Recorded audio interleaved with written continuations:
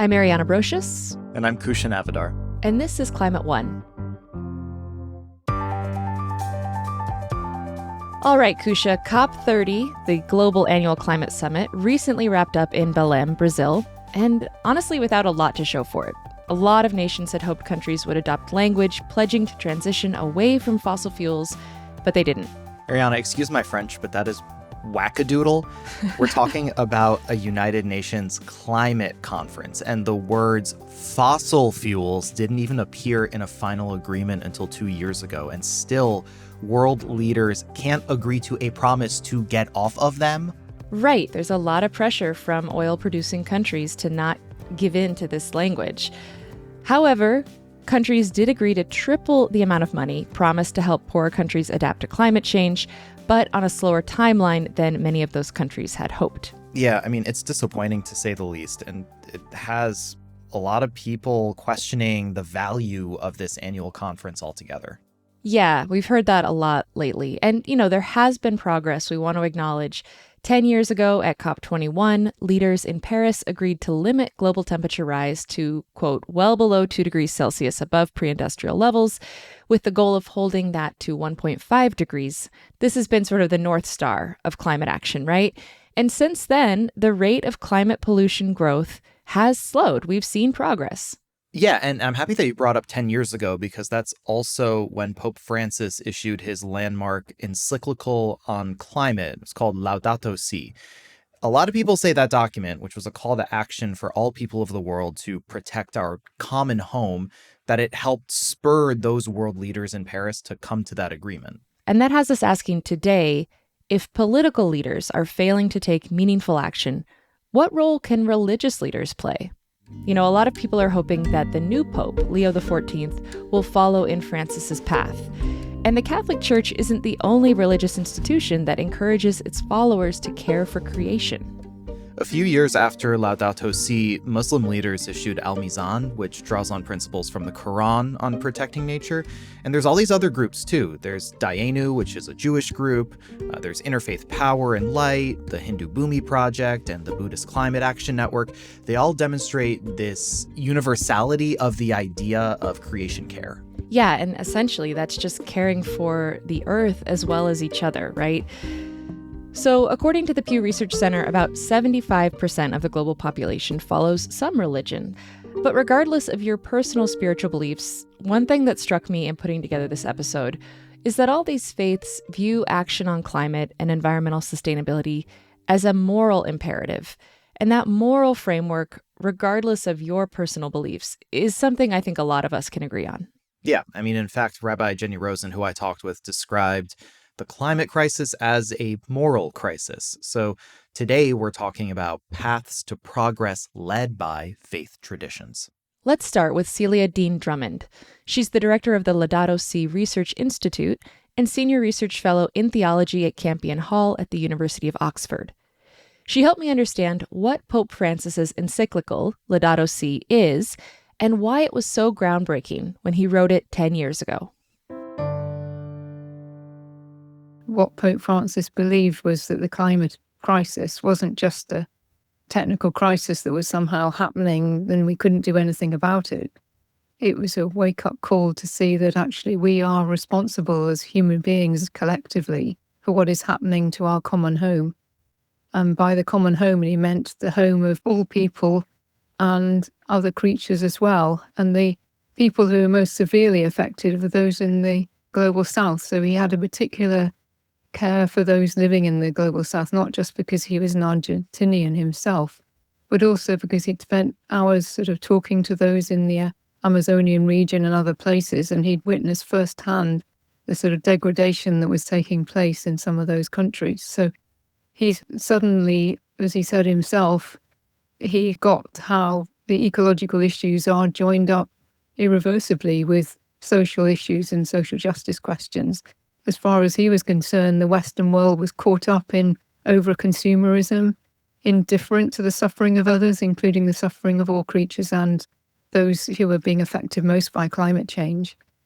He also pointed out that technologies and what he called the technocratic paradigm was sort of throttling societies so that they no longer really knew how to act. They presupposed that our technologies would provide the solutions, when actually it was a much deeper moral and spiritual problem that he was identifying. He was trying to push cultures in the Western world in particular to go through what he called a cultural revolution. I mean, it's a very radical encyclical in many ways.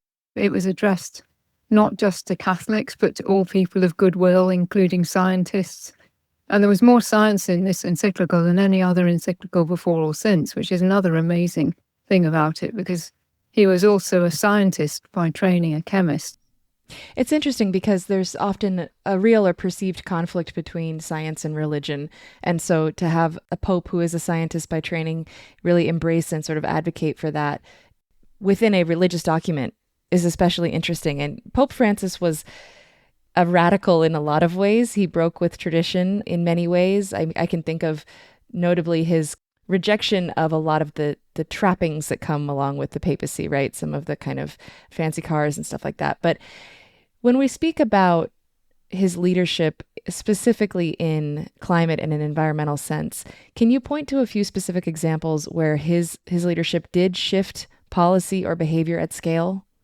Yes, I think one of the most important things is the timing of when he released this encyclical in 2015. It was just before the Paris COP21 conversations and agreement took place. And I think that he did influence that conversation. You know, something happened in the Paris Agreement that people weren't necessarily expecting, and that it went a little bit further than many people thought.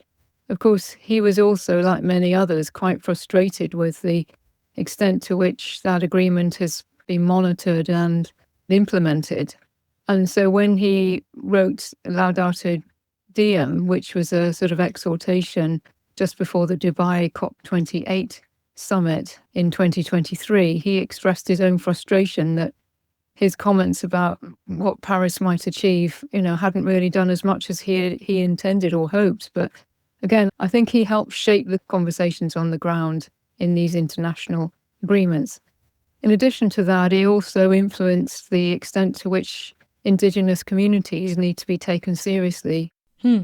Although many Indigenous peoples don't think that their voice has been heard enough, they are now being recognised, at least in a way that wasn't the case, 5-10 years ago.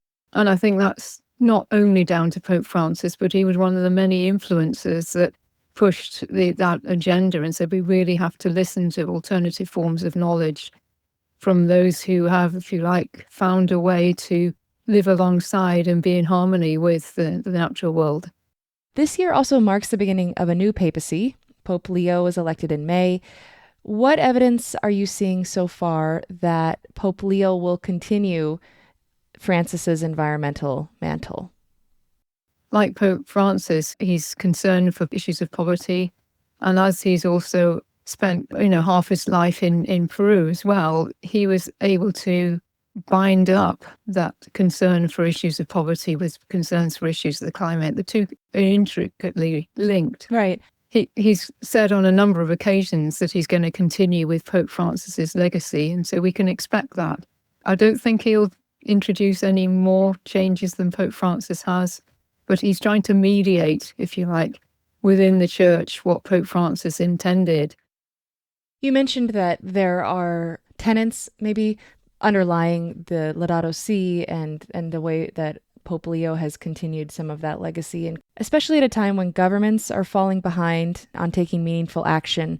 What influence can the great religions wield toward climate progress? I think that always within a religious tradition, there are going to be some who disagree. But on the other hand, I think that they have the capacity to enable a kind of mass movement and also underline a deep desire for change and action that comes from a deep spiritual root in a way that's sort of distinctive for that particular religious faith. That sort of desire of that change of heart, if you like, that's possible within a religious tradition, that conversion, if you want to call it that, is an ecological conversion. And I think it goes very deep in the psyche of people who are religious. Mm.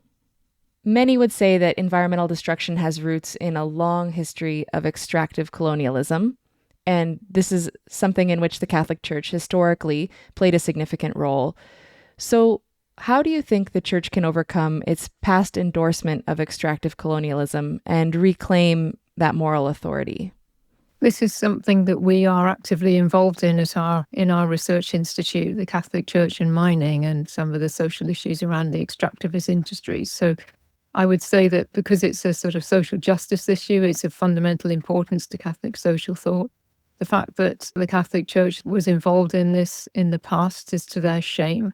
It wasn't putting into practice the fundamental aspects of its teaching. So obviously there's room for the Church to say that we made mistakes in the past and we need to turn around. Many climate conversations focus on technology and policy. What essential questions are we missing when we leave theology and ethics out of those discussions? Yes, I think it goes a little bit back to some of the earlier parts of our conversation where the technocratic paradigm, as Pope Francis put it, isn't enough to solve the problem. It's enough to try and generate a sort of scientific solution. But if people don't come on board and don't endorse it, then nothing changes. And I think that one of the frustrations that many scientists have had, and I've spoken to a number of them over the years, being a scientist myself by training originally, is that, why don't people listen to the knowledge? The reason why they don't is that however much information you give people, they're not going to change their behavior or their hearts or their way of looking at things. There has to be something else that challenges them to move. And that sort of ecological conversion can come from a religious root. And that's why I think it's fundamental that theologians, such as myself and others, actually, helped people to understand how important it is to put issues of creation and social justice right into the heart of their teaching. If Christians start to understand that it's part of their fundamental Christian identity, it's not just an optional extra, then I think that we're going to see real change and real movement towards taking this even more seriously than it's been taken already. If you could get every climate activist, policymaker, and concerned citizen to grapple with one theological or ethical concept, what would that be? And why? Oh, dear. Just an easy one. Yeah, you got the sting in the tail at the end of it.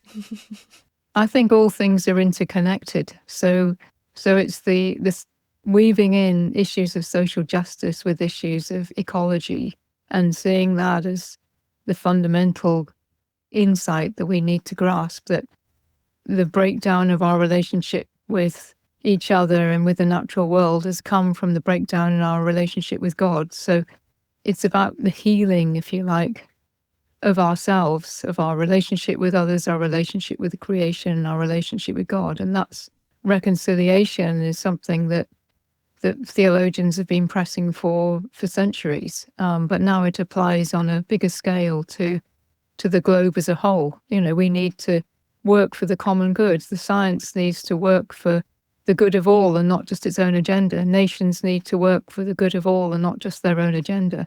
Individuals need to work for the common good and not just their own selfish consumerist habits. So we all need to change and start thinking more broadly and more inclusively of what our actions are going to do to affect others and to affect the natural world around us.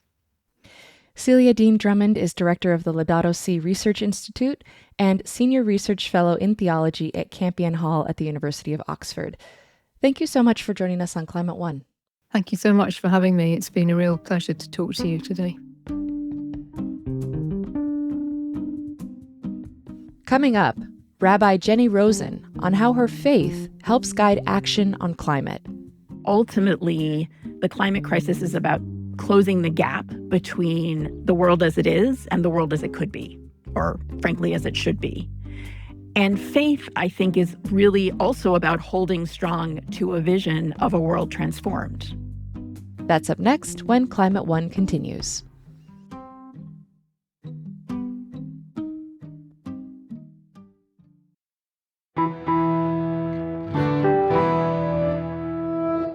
Rabbi Jennie Rosenn has spent more than 2 decades leading Jewish nonprofits that advocate for social change. She's founder and CEO of Dayenu, a group that organizes the American Jewish community to address the climate crisis through political action. the climate crisis is coming more quickly and more furiously than I think really all of us had imagined. I think many of scientists are even sort of shocked at the pace of acceleration. I also think that the climate crisis is both a political issue, it's obviously an ecological issue, and I also think that it's an issue of the soul.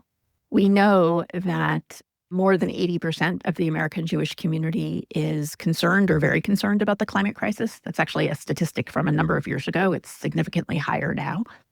And I think there are two reasons, at least two reasons, why more folks don't engage. I think one is people don't know what to do in the face of such a complex issue. And the second is that it is so overwhelming on a spiritual, psychological level to imagine what the world will be, what the world already is for many, many people, what it's becoming for many, many more of us, and what it will be for our children and grandchildren.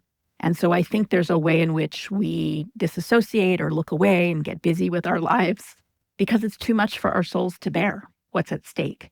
And so as I was having my own realization about just how quickly and devastatingly the climate crisis was coming, how it is an issue of social, economic, and racial justice, how the Jewish community was not mobilized in all its people and power at the scale that's needed, I was coming to realize that we needed to create an organization and a movement that was addressing both of these reasons for inaction, giving people strategic ways to take action in community and spiritual resources to really make the space to confront the climate crisis with our eyes and hearts open. Jennie, this is one of the reasons why I was so excited to get to talk to you, because when I hear you say that climate is a matter of the soul and it can be overwhelming, it resonates with me, even though that's not how I necessarily think about it. I talk to so many people in the climate space nowadays, and it does feel overwhelming. There are so many statistics and stories and human experiences, but an issue of where I put my own faith and where the idea of who I am as a person, but of something larger than a person, it is a matter of the soul. It's really beautifully put, not an angle that I think about a lot. And so it makes perfect sense that you would start this organization, call it Dayenu, which I understand is a big word in the Jewish faith. I want to talk about that word a little bit. I have been to a Passover. I am familiar with the term. You've sung the song. I have sung the song. But, for our listeners, for me as well, I want to know, what does the name Dayenu signify in the context of climate action? Yes. So Dayenu, as you referenced, is a really joyous song of gratitude that we sing each year at the Passover Seder when we retell the story of the Jewish people's journey from slavery to freedom. So it recounts all the things that God has done for us. If God had taken us out of Egypt, but not given us the Torah, Dayenu, it would have been enough. It's usually how it's translated. It would have been enough. But it also means we've had enough. We've had enough destruction. We've had enough valuing fossil fuel companies over human life. We've had enough letting the impacts fall disproportionately on Black, Brown, Indigenous, poor, marginalized communities. Dayenu, enough. But there's also a double entendre, because it can mean we have enough. We have what we need to confront the climate crisis and to move towards climate solutions. We have the resources, we have the policy rubrics, we have the technology, we have what we need so that everyone can have enough. We've had enough and we have enough. The Jewish tradition also has deep roots in concepts like stewardship, concepts like repair of the world. I'm sure that also informs your climate work as well. Absolutely. The concepts that you mentioned of Shomrei Adamah, protecting the earth, and Bal Tashlit, don't waste, are foundational, really Jewish environmental concepts. And I think there are many other values that also are profound, kind of foundational Jewish values that come to inform our work and the work of confronting the climate crisis as a Jewish community and as communities of faith. This is a social justice issue. So Tirdof Tzedek, pursuing justice, protecting the most vulnerable, choosing life, and at the most core, living Lador Vador, living from generation to generation. The very idea that the generations continue through time. And all of these really come to inform the call to take action in addressing the climate crisis and doing it in a way that also centers values like protecting the most vulnerable, like justice, like ensuring that all people can live and thrive. This is getting to the heart of the conversation for me, because a question on my mind is what role religious leaders can play that other leaders can't. So for you as a religious leader, just thinking about it broadly, thinking about faith, what role can religious leaders play that politicians, scientists, activists can't as well? This is one of my favorite questions because I believe, as you said, that there is so much that faith communities and faith leaders contribute to confronting the climate crisis and to the climate movement more broadly. I'll start most fundamentally, the climate crisis, I said earlier, is an issue of the soul. It's also a moral crisis. It's about valuing human life and our planet over corporate greed. And the ability to continue, as I said in Jewish tradition, Lador Vador, from generation to generation, and that all people can thrive no matter where they live. So protecting the most vulnerable, calling out real villains like the fossil fuel industry, lifting up the way the climate crisis disproportionately impacts certain communities, the stark reality of environmental racism that affects millions of people. All of these core moral issues, religious communities and leaders, I think, are very well situated to do this, and to do this grounded in values and teachings. So that's the moral voice, the moral role. Well, yeah, to talk about the moral role too, I want to touch on that for a second. Sorry to interrupt you, but there's the trust there that I think is very important as well. Like the trust between a leader and their community to actually talk about these moral things, right? Yes. And to be rooted in community and to be rooted in a core set of shared values. I also think that ultimately the climate crisis is about closing the gap between the world as it is and the world as it could be, or frankly, as it should be. And faith, I think, is really also about holding strong to a vision of a world transformed. Some would say a world redeemed. And right now, we need to stop terrible things that are unfolding, but we also need to envision a different future, what the world could be. We need the power to see the world as it could be and to truly believe that we can build a different society with a different energy system, with more justice, with more wholeness for all people. And I think this takes a kind of moral imagination to envision a different kind of future. And I think that kind of imagination of envisioning a different future and believing it's possible is the muscle of faith. And I think people need spiritual resources to grapple with the climate crisis, to keep our eyes and hearts open. And so another unique role, I think, for faith communities is to spiritually resource people to be open to what is happening, not to shield their eyes, avert their eyes, and for those who are working on climate, to support them and resource them for the long haul. This is hard work, and to do that in the context of community. Right, because you're talking about it kind of at two levels, I think. I hear you tell me, but there's this community building aspect of it, but then also this very intimate, I think a term you've used before is spiritual adaptation aspect of it. Is that two-tier kind of a good way of thinking about it? Yeah, I think there's a moral, political, and spiritual dimension. We say spiritual adaptation because in climate, we talk about mitigation and adaptation. And I think there's spiritual adaptation that we all are in the process of doing to adjust to this very stark reality, which is so different than what many of us grew up understanding about the world and about reality. Obviously, for younger generations, they have grown up with this as very much the reality. But there is significant adaptation that we all need to be doing. And then just tactically, one of the unique added values that I think faith groups can play in the climate movement is that we can play both what I would say call an inside and an outside game. So raising up a moral voice, calling on our elected leaders to act in alignment with values, kind of being the agitating voice, and then to sit down with them on the inside, building relationships. If we have time for a short story. Sure, yeah, please. Okay. So in 2021, I and a colleague, a Muslim leader, were arrested together along with many others outside of the White House where we were protesting with people versus fossil fuel, the way in which then President Biden was continuing to sign off on certain fossil fuel infrastructure. So we were literally arrested by Capitol Police outside the White House.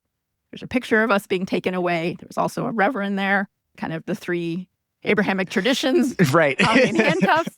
Fast forward, almost exactly 1 year later, I run into my colleague, the imam, in the gardens of the White House. We had both been invited to celebrate the passage of the Inflation Reduction Act because we had been organizing our communities. And I think in that is sort of a very visual snapshot of the way in which religious leaders and religious communities both need to be outside, raising up a voice and a protest, and also people on the inside who are trusted and valued and invited in to really try to make change from the inside. Yeah.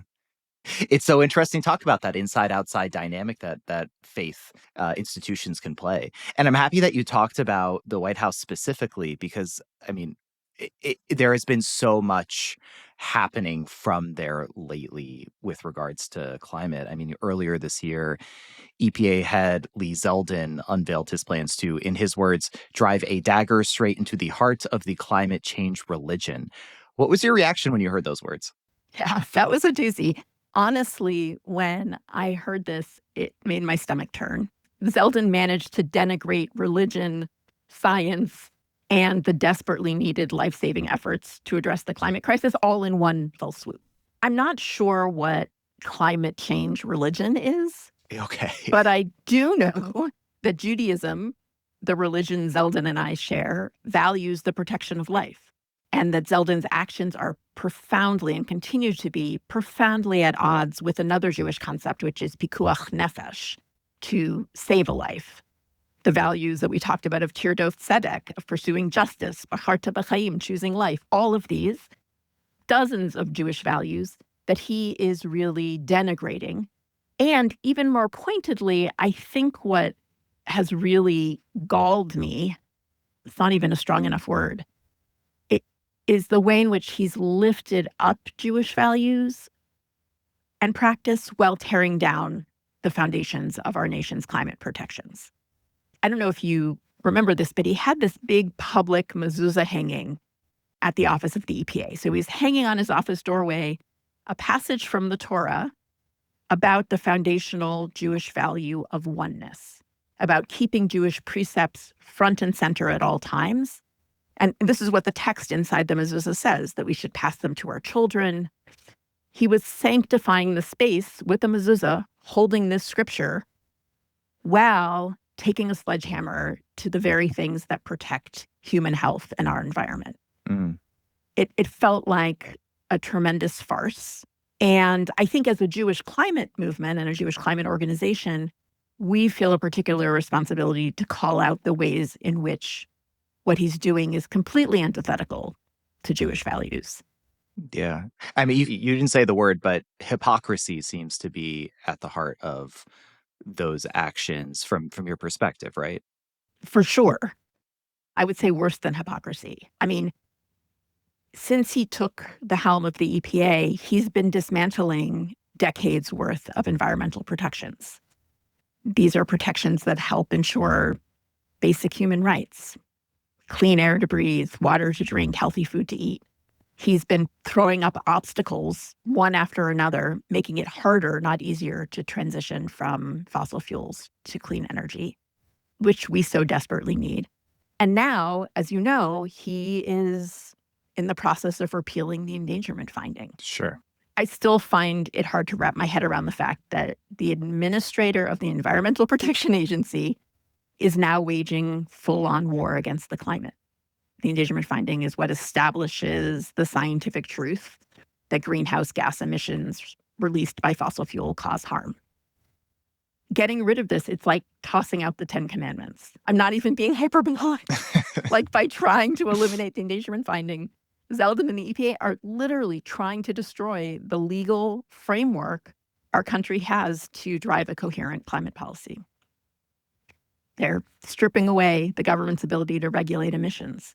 And part of what makes me think about the 10 Commandments is it also seems like it's like denying something that's fundamentally true about the world. Greenhouse gas emissions released by fossil fuels cause harm.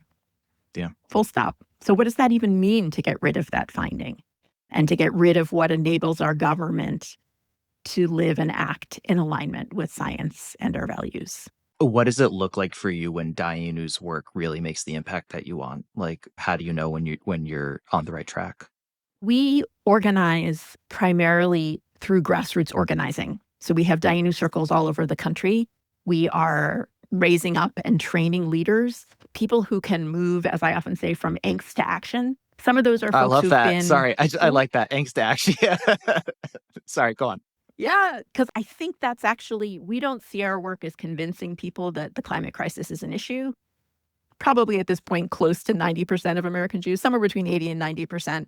And increasingly for all Americans, the climate crisis it's not a question of whether it exists. And actually the fact that so many more people have experienced direct impacts just in recent years has driven home just how real this is. The question isn't, is there a climate crisis? The question is, how do people move from concern or angst or despair or fear or anxiety to action? And how do we ensure that that action is strategic and really making a difference? So grassroots organizing and really giving people meaningful ways, training people, giving people organizing skills, and designing campaigns that are strategic, that really focus on different levers for change. So, for example, we were one of the many, many efforts to pass the Inflation Reduction Act, the historic investments in clean energy, the very thing that Trump is now trying to dismantle.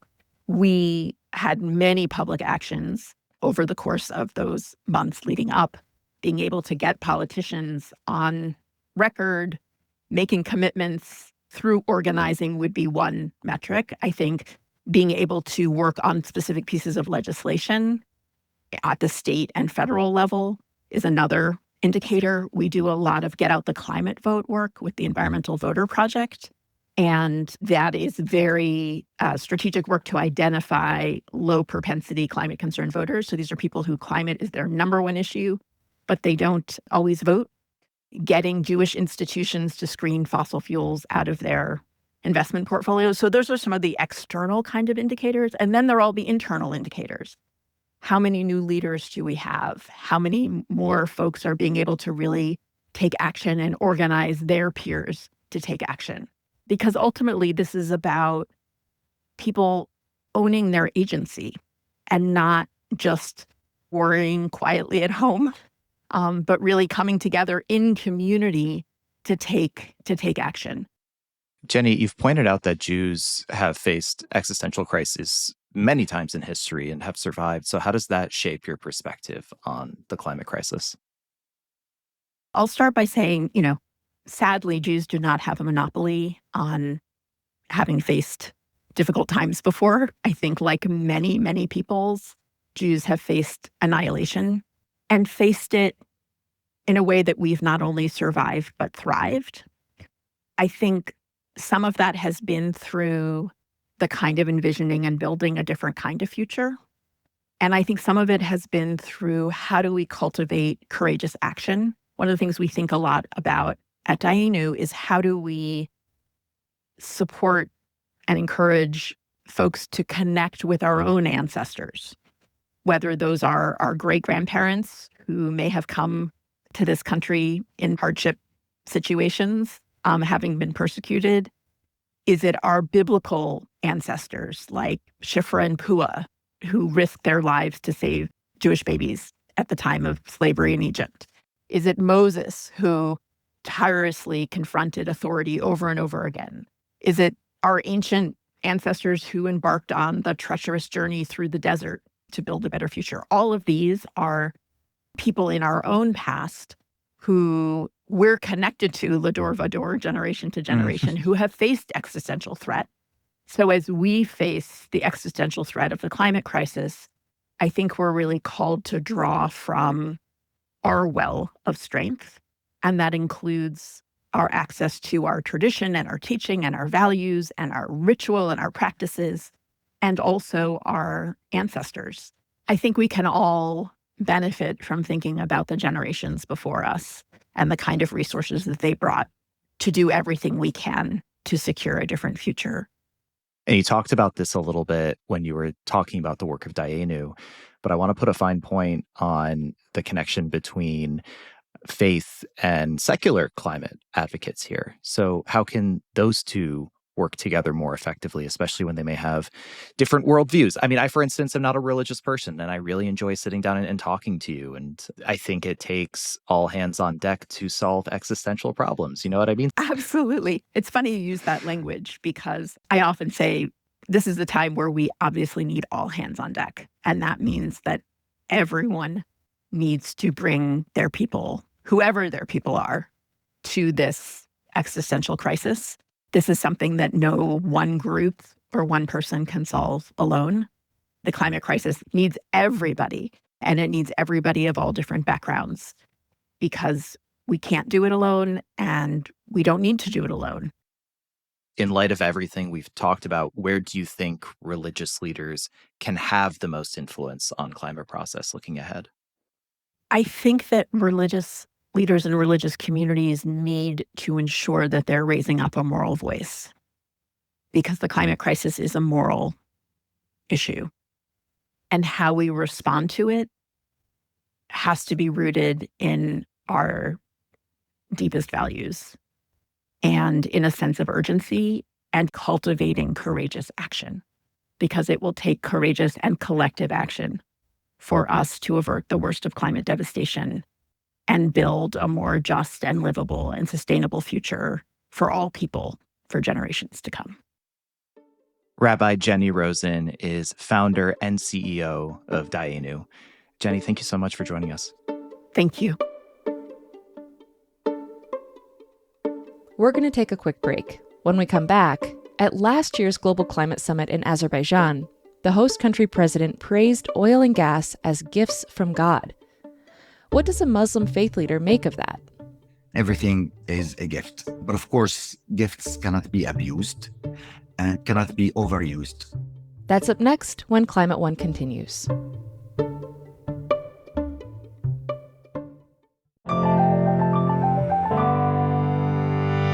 Our next guest has spent many years thinking about ethics, values, and spirituality in the context of environmental governance. Iyad Abumoghli is the founder and former director of the Faith for Earth Coalition of the United Nations Environment Program. He's also founder and chair of Al-Mizan, an Islamic approach to protecting the environment and addressing climate change.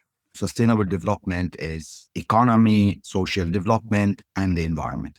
However, what is missing is the cultural component. And the cultural component includes practices, includes religions, includes ethics and values.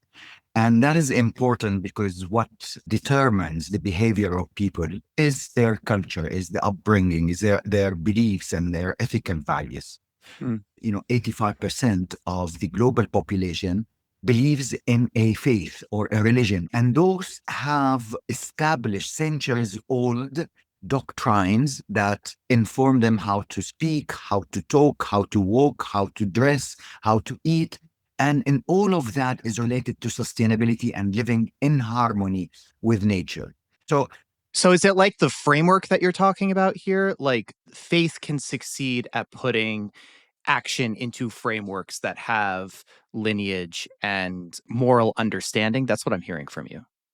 Right. The moral understanding and the spiritual driving force behind the behavior of the people, whether they are individuals in their homes, in their cars, and so on, or spiritual people who run businesses, people, CEOs of any company, they go to mosques on Fridays or Sundays, if they are Christians and so on. So their behavior is actually driven by their spiritual belief. So it kind of sounds like what you're saying is that politics and policy can say the what, but religion can maybe say the why?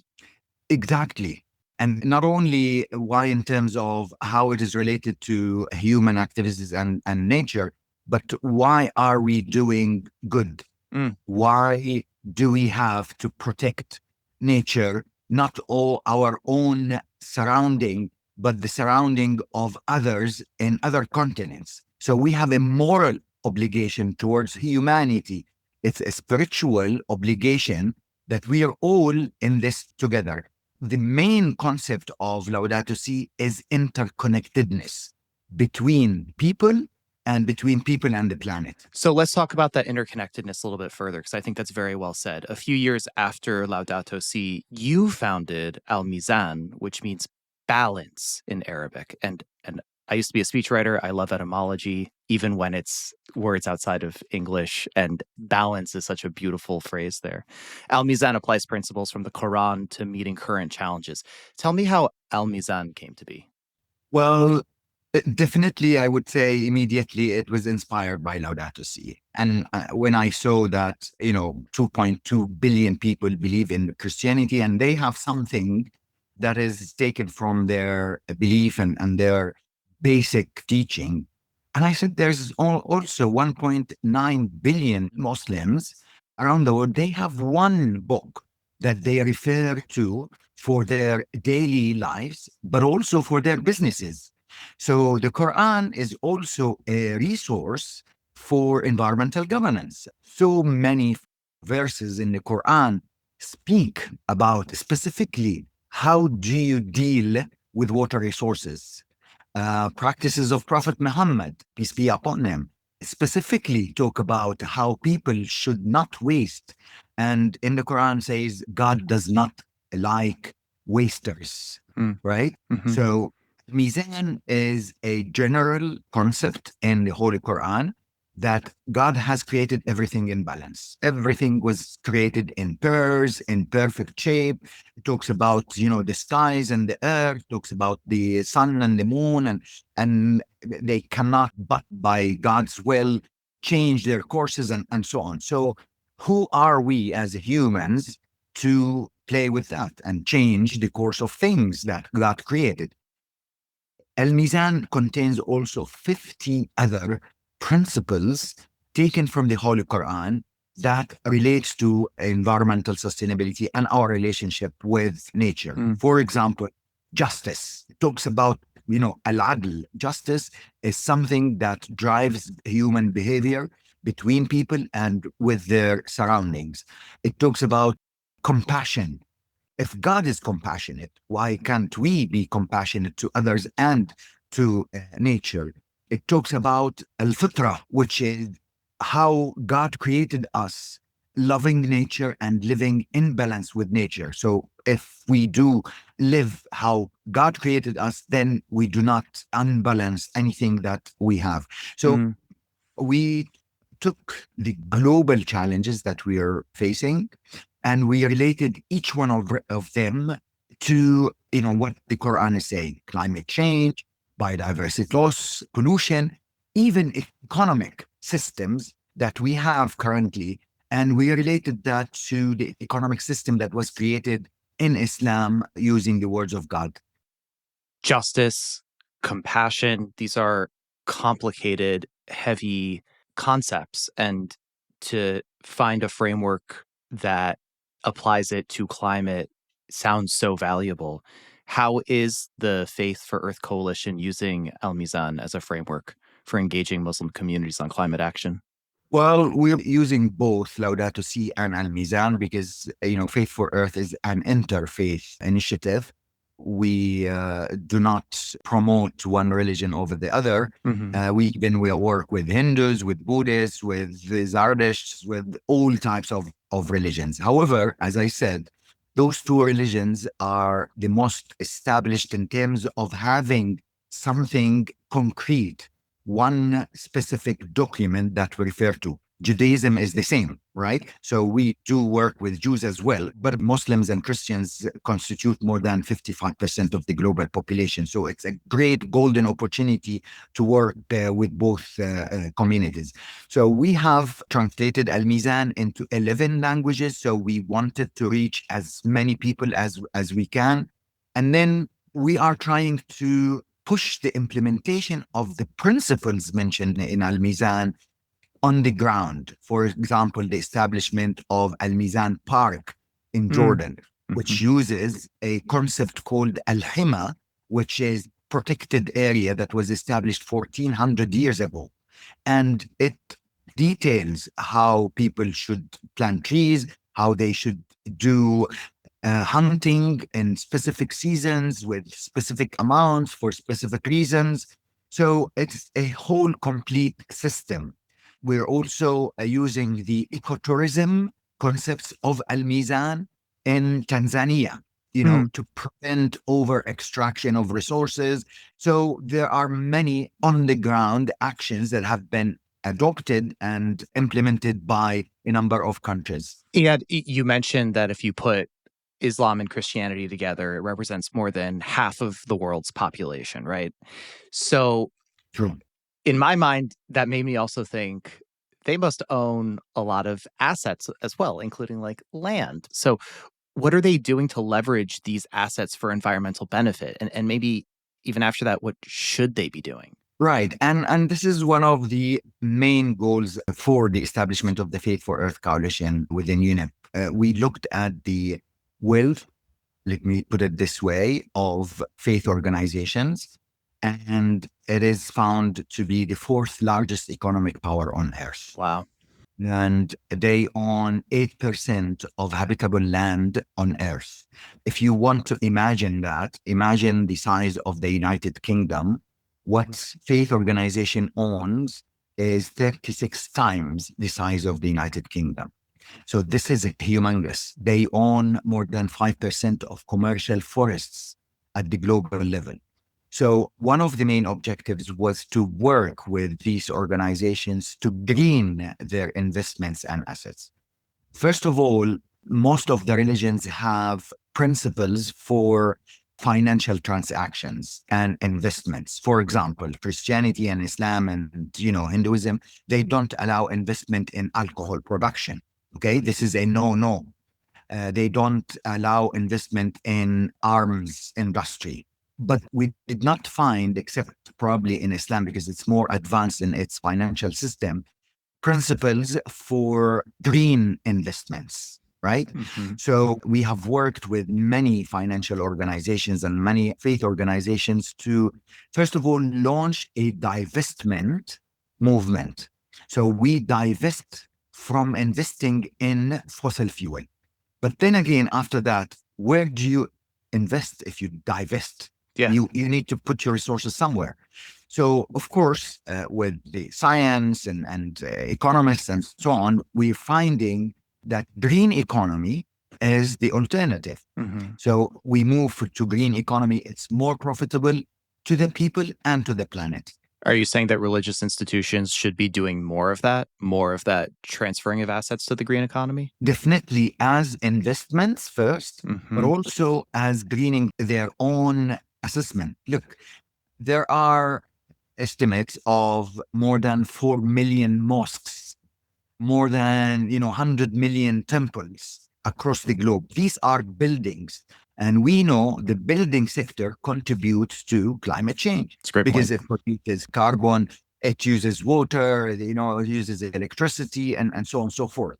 So if you green your house of worship by installing solar system, reducing water consumption, planting trees around it, using the spaces for organic farming and so on, then you are contributing to reducing climate impact.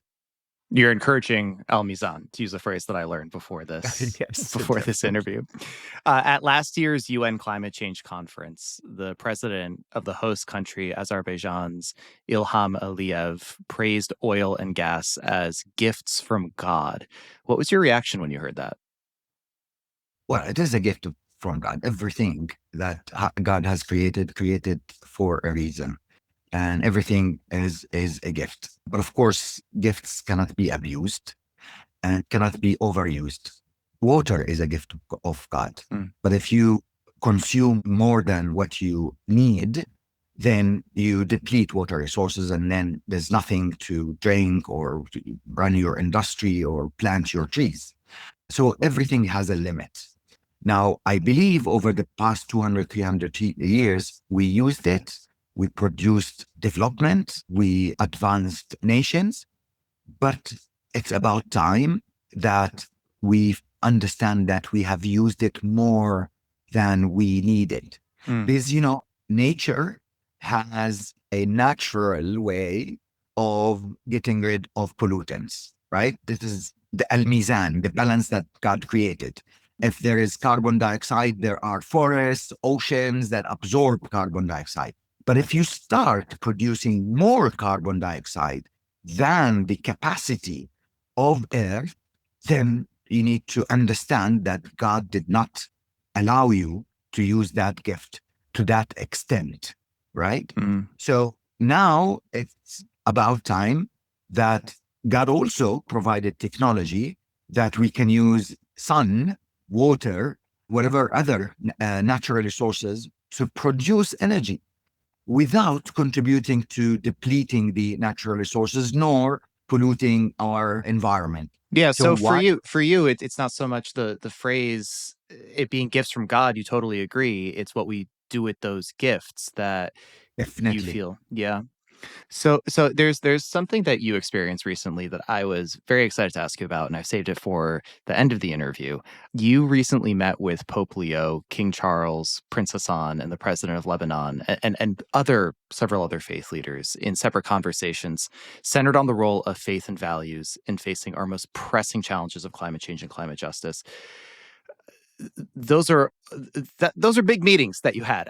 I'm interested. Was there anything surprising or gratifying that came out of those talks with you? Definitely. Well, first of all, having a global political figure talk about not only environmental issues, but about ethical issues is heartwarming, right? So that means at the top, there are people who care about the environment, about its people, about, how we run economy and so on.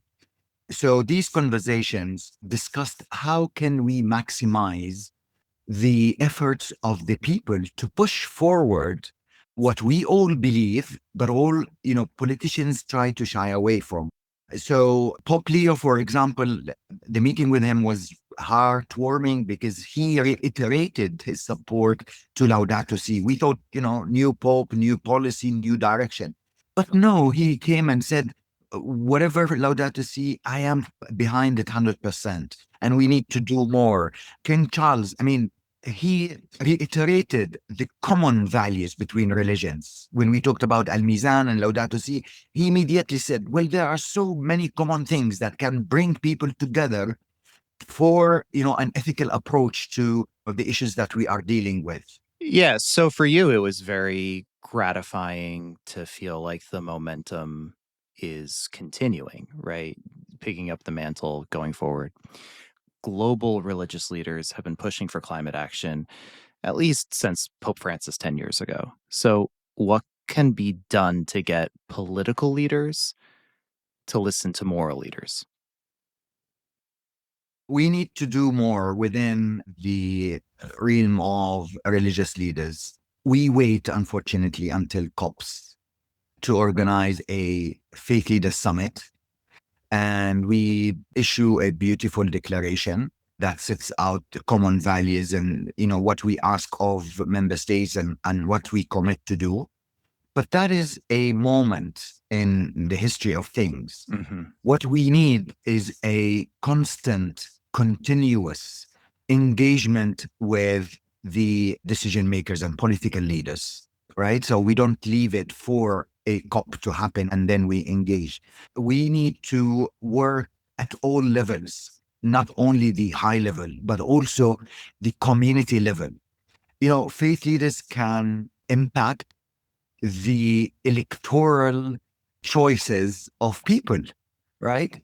Don't elect for a decision-making post or, a mayor or a parliamentarian if they don't uphold ethical approaches to the relationship between people and the relationship between people and nature. So it's a whole system that we need to create and move forward with, a system that works on a daily basis, not only on occasions. Iyad Abumoghli is founder and former director of the Faith for Earth Coalition at the United Nations Environment Program and founder and chair of Al-Mizan. Iyad, thank you so much for joining us and for all of your work. Thank you very much for giving me this opportunity. It was a pleasure talking to you. Likewise. Hey everyone, it's Kush and Ariana. It's the end of our show, which means it's time for Climate One More Thing. I'll start. Ariana, have you gone on Zillow like every other millennial and me? Only just a few million times. Yeah. Yeah, you get it. So Zillow is the world's largest platform for buying and selling homes online. And you know, Ariana, that at the bottom of most listings, they have a climate risk score that shows the likelihood that this home you may want to buy could experience a flood or a wildfire. Get this, they're no longer showing those climate risk scores. What? Why? Yeah. Well, okay, so I read this in the New York Times. Zillow's removing those scores because representatives of the real estate industry and sellers of homes, like private sellers, are saying that the scores might not be as accurate as what is 100% verifiable, and that it might be hurting home sales. They're basically saying it's not required. Why put it up there? The company that provides those scores, First Street, which we've had on the show, says they're very transparent with where that has come from. They're verified by multiple independent groups, even if they're not 100% predictive. So I think it brings into question this weird tension between capitalism and what's good for the environment, frankly, because some folks are saying we don't want to hurt home sales and other folks are saying we want to know if this home is going to experience a flood. So I thought it was a pretty interesting focal point of the state our society is in. Well, no kidding. I mean, there's a lot of information that's associated with a home listing that's not required, that gives you a sense of what kind of neighborhood you're going to be buying into. But also, as we've talked about repeatedly on the show, this is real risk that people are encountering, and your home is often your largest financial asset. So you should know if you're going to be buying in a wildfire zone or a flood zone. You know, this is kind of essential information. So, okay, more to learn there. Yeah, and there's some nuance to it, so be sure that you check it out. You know, these scores predict years into the future, so there is something to be said for how accurate they are in every single listing. But yeah, what is the real objective here? Ariana, what do you got? Yeah, so mine's a little more uplifting. I was in Salt Lake City a few weeks ago, and I was at the Natural History Museum and found this really great interactive climate exhibit. And it kind of surprised me because I feel like it's a thing I don't see that often out in the world. And it was very up to date. It had quotes and testimony from people we've had on the show before, like Katherine Hayhoe and Ayanna Elizabeth Johnson. And it even had this interactive screen where you could find your climate action through this sort of climate Venn diagram that I've talked about with Ayanna Elizabeth Johnson. So it's kind of like what you're good at, what you like to do, and like what's useful. And then there was also this very interesting exhibit that was about emotions and feelings around climate. And you had to select an emotion, and then this digital display of aspen trees would react to your emotion by changing color or shifting in the light. And it was a really interesting set of exhibits. So I was excited. I thought it was cool to see that, as I said, in the real world, and, right alongside all the cool dinosaur skeletons and other things they had there. I love dinosaur skeletons. I feel like there's a fossil fuel joke in there, but I'm not clever enough to figure it out. Did they talk about solutions, though? Yeah. There was this whole section on what Utah itself is doing, including exploring technologies like geothermal, which we've talked about on the show. There's some really exciting stuff there, and things that are present lots of places like wind and solar and other technologies. So yeah. Yeah, shout out to Utah. That's our show. Thanks for listening. You can see what our team is reading by subscribing to our newsletter. Sign up for it at climateone.org. Climate One is a production of the Commonwealth Club. Our team includes Greg Dalton, Brad Marshland, Jenny Park, Austin Colon, Megan Basilia, Kushan Avidar, and Rachel Lacey. Our theme music is by George Young. I'm Ariana Brocious.